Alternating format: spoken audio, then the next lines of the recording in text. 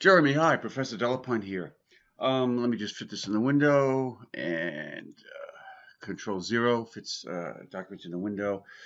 And what you want to do is keep this within a 6 by 8 inch area. So I have my rulers up by hitting Control R, and then I'll click and drag down a horizontal ruler to the 1 inch mark, and then click and drag again down to the 9 inch mark.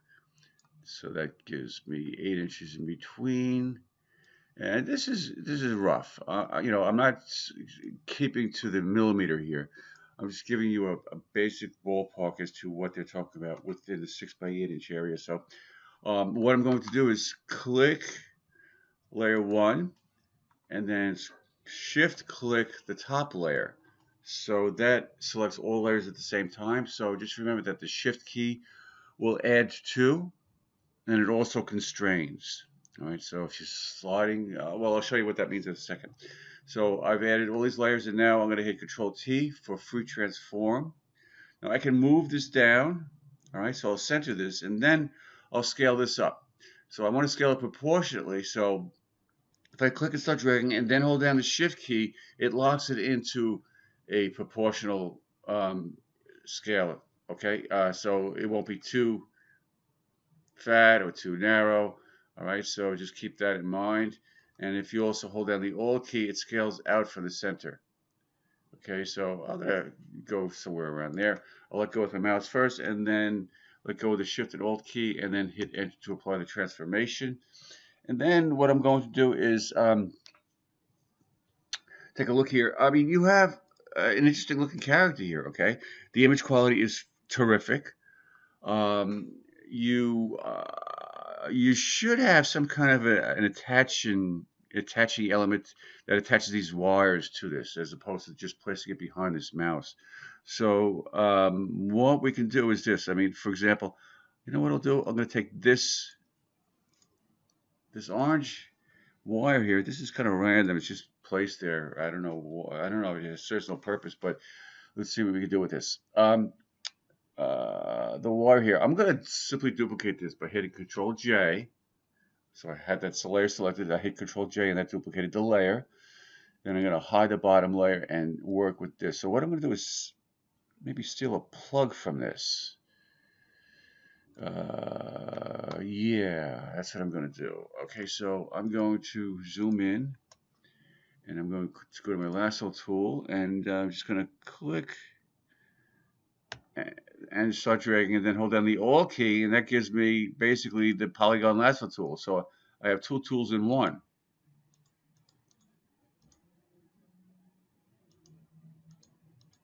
Okay, so I have that selection. Now watch what I'm going to do here. I want to hide everything else but this. So I'm going to select the layer mask. I'm going to inverse the selection. Shift F7. All right, so before just this area was selected, Shift F7 reverses the selection, so now everything else but this is selected. So right out to the outer edge of the document is selected, all right, all around this. So now I'm going to fill that entire background area with black on the layer mask. Alt delete, so that masks it out and hides everything, okay? So just a little trick there. Okay, so now what I'll do is I'll use this. Let me zoom back out. All right, hit Control D, and now I can use this to maybe act as an attaching element. All right, so I will hit Control T and rotate. Okay, so I just removed the shortcuts. That's really weird. So I just updated my Photoshop, and it asked me in the end, do I want to remove the shortcuts? And I clicked the wrong button. So now things aren't working as they were before. So anyway, so let's just spin this around. I'll do this manual then. And then, okay, so something like this, okay? Hit enter, over here. And then I will, let's see, note that if you have auto select checked, all right, from this drop down menu here, I'm sorry, here, if you check that, forget the drop down menu, all right, That means when you're in the move tool, whatever you click on, it will go right to that layer. All right, so I wanted to know where this wire is, so now I can click on it, and it's layer 8. Now the orange one I just created is layer 4, so it's behind it. So I have to drag this above layer 8. So now, there. So now that's a plug that kind of works. Conceptually it works, and so how it looks is maybe a little odd, but maybe not so odd actually. All right, so now let's go back to this one here. How are these CDs staying up? All right, so I just had this thought. Maybe I could use this to work with that, to make it look like it's staying up. So that means, let's see, the CD is there. I'll bring this above the CD. All right, there. So now it's above the CD. Yeah, this is how.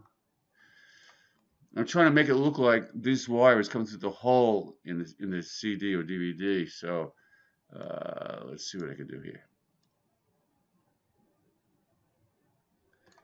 I think I'll go back. That's a bummer. I can't. My center point is not. I'll figure this out later. All right, so just do that. Hit that. Okay, so now I'm going to select the layer mask, and I'll go to my paintbrush tool, which is, what did I do with it here? And make sure I'm at 100% hardness. Okay, although you don't want a blurry edge. Okay, and I'm going to mask out on the layer mask with black. I'll mask out the areas I don't want to see. Right, wow, my computer's running slow.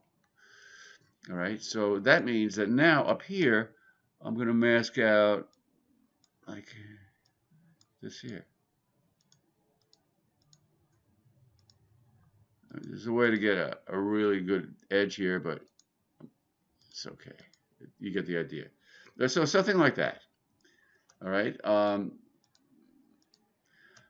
If you can get another wire or something to come through here, at least that's showing how it's staying up. Okay. All right. I'm going to stop there. You did a fine job.